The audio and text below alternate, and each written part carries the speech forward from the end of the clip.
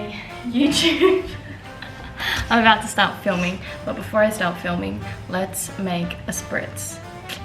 I'll show you how to do it perfectly. We have our ice cubes, which look like pineapples. Wine glass, Aperol, I need Prosecco, and some sparkling water. First thing you want to do is pop the ice in. It's a funny angle of me. Okay, there we go.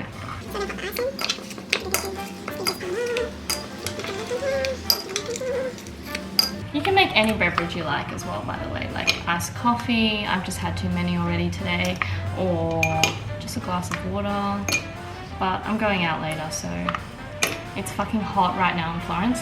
It's like 35 degrees. That wasn't very nice. Oh. So I've noticed here in Italy, they basically fill the glass with Prosecco, and then they just add like a touch of Aperol. So it's, I think it's 3 parts Prosecco, 2 parts Aperol, 1 part soda water. Don't quote me on that. Oh, this is gonna be a strong Aperol, I think. I don't think the color is perfect, but that's okay. Cheers. Welcome back to my YouTube. This is so weird. I haven't made a video in such a long time, but we're back and it just feels right to make a video. I get so many messages about how I moved here to Italy, and so I just, even if this video helps one person, I just really, this is literally the video that I wish and the help I wish I had before moving here to Italy. So I want to give you all my wisdom today. Have you got your drink? Because I have my Aperol Spritz. We're here in my apartment in Florence. Bear with me as we start this new journey again, making YouTube videos. Let's have a sip. Oh, so good. So good. Watch me just sweat because I had to close the windows. So I feel like it's gonna get real hot and sweaty in here, but that's okay. So I moved to Italy in March. I arrived on 2nd of March, which was winter, and now I'm sweating my balls off in 35-degree heat here now in Florence, which is just crazy to me how much time has changed. And like, I remember when I arrived, I was like, I just miss summer and I miss the hot weather, and here I am now. Basically, my plan started in around like October last year. Yeah, when I heard about the borders opening in Australia, I was like, sign me up. Basically, my best friend and I were like, this is it, this is the time. Like, we'd always dreamed of this, and then COVID hit, and so our plans sort of were put on the back burner. But as soon as we heard about the borders opening, my friend and I, who lives in Germany doing the working holiday visa, and I live here in Italy on the working holiday visa, we decided that it was time to book our flights and really just like get rolling. So the first thing I did was I bought my pink suitcases, which you can see here in these clips. They have arrived. Suitcases are here. Let's unbox these bad babies. The color's alright. I'm really nervous. It's perfect. Look at that. Ta-da. I got them on sale from American Tourister, from Iconic.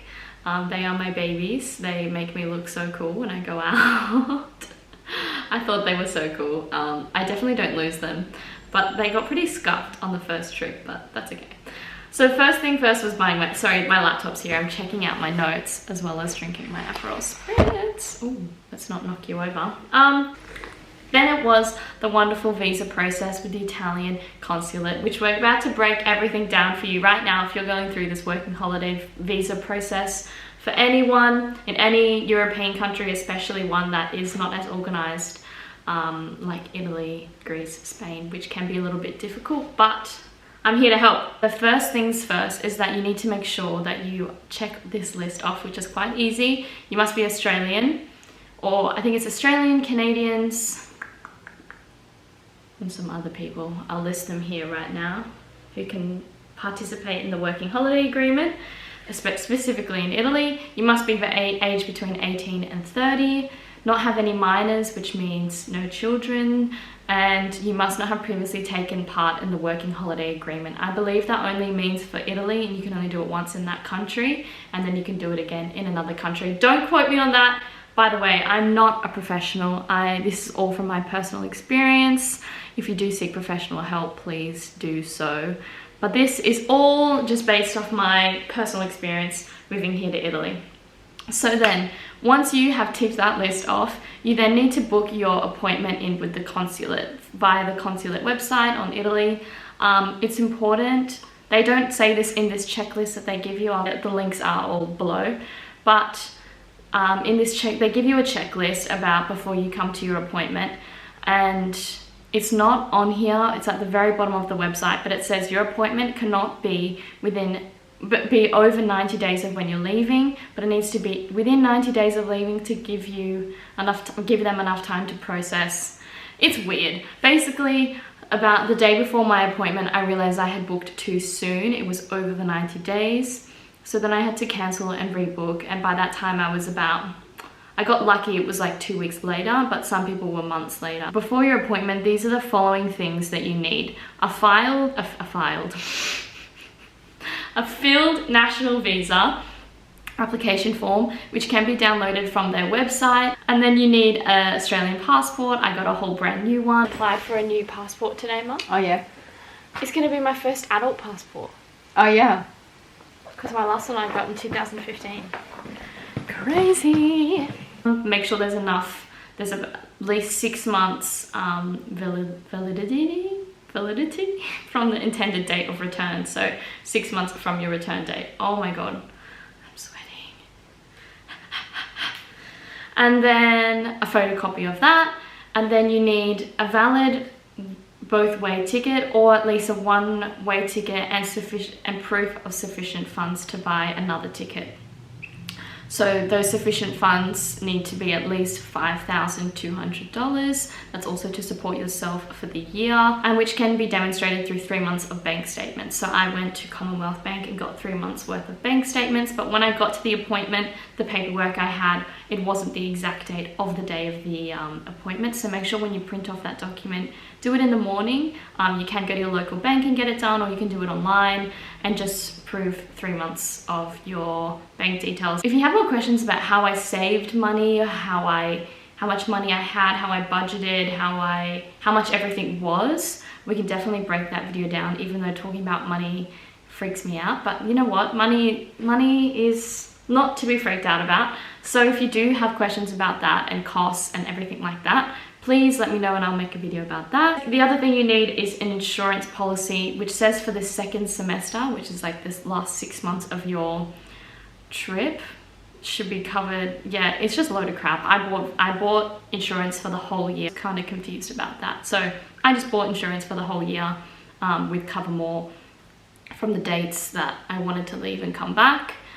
2 passport size photos. I got all brand new photos before I came. Make sure you just get heaps of passport photos, because you will need some extras when you come here and fill out your permesso di soggiorno and any other like paperwork and identity cards you need to fill out when you get here, work permits, etc. So just get like 10 because you need some like for your new passport, because I'm sure with COVID that you let your passport run out and you need a new passport. I've heard so many stories. I did the same in November, but now everyone's doing it now and I can see the lines are just so long. So sucks to be you guys. I did this ages ago. And then the next thing you need is cash. You need cash for your payment. Sorry, I need to sit. It just still makes me laugh. This is Italy. Welcome to Italy. This is your first introduction. Everything's cash. I brought it in a little envelope so you can see the prices of how much that's going to be on the website. I think at the time mine was $147 and it had to be accurate exactly. I think it was like $147.20 or something with the exchange rate. So I gave them that money. It's in Australian dollars while you're at the consulate. So, and that also cannot be refunded if your visa gets denied. So just keep that in mind, that this is an investment. Please make sure you do the paperwork correctly. Please ask any questions at the consulate that you may have so that it can get processed correctly and not declined. But it should be fine. They're usually really excited to have you're going to Italy.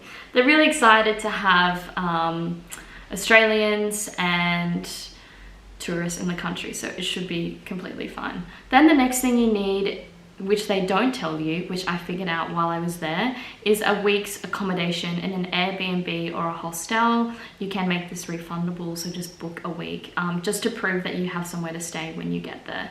If I thought that was hard, that was stressful, right? That's a lot of documents, that's a lot of stress going on. But if I thought that was hard, no. My visa got processed pretty quickly. I got it between Christmas and New Year on the 30th of December. But yeah, I was really surprised. It was over Christmas and New Year. Italians, most people, normal people don't work during Christmas and New Year, so I was really surprised to get a call from them.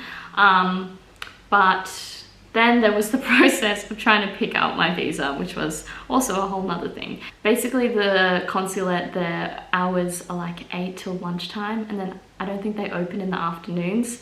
I think they do other process paperwork, but I highly doubt it. So I was like emailing them back, not hearing anything, and then being like, I can come in tomorrow, and then tomorrow came, and like, it was just a lot of back and forth. I finally picked it up on the 11th of January because as well, the person who I was speaking to went on holidays, so that was fun. So we finally picked up my visa, which you can see some clips now. So it's now 7:45. I'm all dressed up. I'm gonna take myself on a solo date in the city. We're gonna get our visa, we're gonna get a coffee, we're gonna go to the art museum because we're cultured like that, and yeah, we're gonna have a really nice day together. So let's go and get this visa, bitch.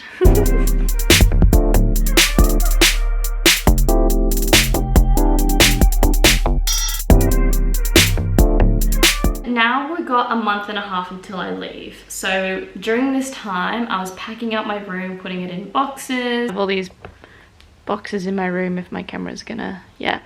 Packing my suitcases, weighing everything, thinking, culling everything, thinking about everything I would need. Farewell parties, leaving work, send-offs, all of that. And then I caught the spicy cough. You can't tell already, I sound sick. And what am I sick with? What I thought was the common cold. Jokes. Might have some issues with PCR testing before I leave because you have to be COVID negative on your PCR test. But some people who have had COVID in the last 30 days will still come up positive on a PCR, but not on a rat. So that is the sitch. So we'll cross that bridge when we get there. But for now, I seriously think this is going to sound a little bit woo-woo, a little bit airy-fairy, but I don't care because I believe in it. I seriously think that the universe hears you with whatever you send out in the world, right? Like, I literally said, I was like, I just need a week just by myself, packing up my room. The weather's rainy for the next week, thank God. If it was sunny for the next week, this isolation would be the worst. So I've done day 1, it's day 2 today. But I was like, I just need a week to pack up my room, like, you know, get everything ready, look at apartments. Oh, the universe listened. She put me in isolation for a week. But everything was fine. We're all good. About a week before my flight, I almost cancelled my flights.